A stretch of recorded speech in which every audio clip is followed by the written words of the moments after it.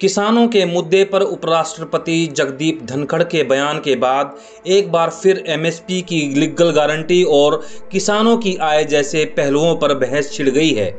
सरकार समर्थक अर्थशास्त्री दावा कर रहे हैं कि सब चंगासी आंदोलन करने वाले नकली किसान हैं, असली तो खेतों में काम कर रहे हैं। किसान आंदोलन में आने वाली गाड़ियों के बहाने ये बताने की कोशिश की जा रही है कि किसान तो बहुत ही समृद्ध हो गए हैं, लेकिन क्या ये सच है?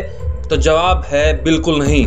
हाल ही में आई national bank of agriculture and rural development यानी कि नाबार्ड की एक रिपोर्ट में किसान परिवारों की आय के बारे में चौंकाने वाले खुलासे किए गए हैं। इसमें बताया गया है कि 2021-22 में प्रति किसान परिवार सभी स्रोतों से औसतन मासिक कमाई सिर्फ 13,661 रुपये है, जिसमें से वो 11,710 रुपये खर्च कर देता है। यानी कि किसान परिवार महीने में सिर्फ 1,951 रुपये की बचत ही कर पाता है। अगर रोजाना की बात करें तो सिर्फ 65 रुपये। चौंकाने वाली बात यह है कि कुल इनकम में खेती की कमाई का हिस्सा महज 4,476 रुपये है, यानी कि किसान परिवारों की कमाई में खेती का हिस्सा महज 33% ही है। इसका मतलब ये हुआ कि किसान परिवार खेती से रोजाना 150 रुपये भी नहीं कमा पा रहे हैं।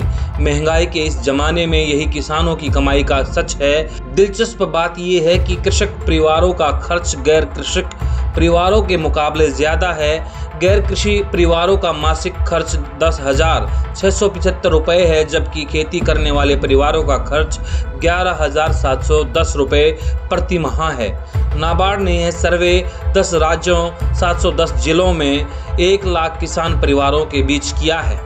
पंजाब और हरियाणा के किसानों की अगुवाई में एमएसपी की लीगल गारंटी को लेकर जो आंदोलन हो रहा है, उस पर कुछ लोग उनके मॉडिफाइड ट्रैक्टरों पर सवाल उठा रहे हैं।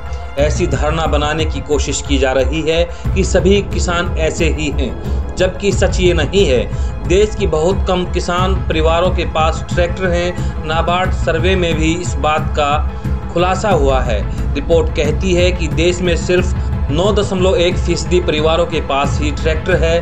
हालांकि 61.3% परिवारों के पास दुधारू पशु जरूर हैं। प्रति परिवार भूमि जोत का औसतन आकार 2021-22 में सिर्फ 0.74 हेक्टेयर ही रह गया है, जो 2016 और 17 में 1.08 हेक्टेयर था। कहीं ना कहीं किसानों की इतनी कम कमाई के पीछे घटती जोत भी एक फैक्टर है। किसान आंदोलन करने वालों की एक बड़ी मांग कर्ज मुक्ति भी है। किसान कर्जदार बनता जा रहा है। इसकी एक बड़ी वजह उनकी फसलों का सही दाम न मिलना है। OECD की एक रिपोर्ट के अनुसार साल 2002 से 2016-17 के बीच भारतीय किसानों को उनकी फसलों का उचित दाम न मिलने की वजह से लगभग 45 लाख करोड़ रुपए का नुकसान हुआ है। ऐसे में आंदोलनकारियों का दावा है कि किसानों को दाम की गारंटी मिले तो खेती की हालत भी सुधर जाए। बहरहाल नाबार्ड की रिपोर्ट बता रही है कि देश में 55.4% कृषि परिवार कर्जदार हैं। हर कृषि परिवार पर औसतन 91,231 रुपये का कर्ज है।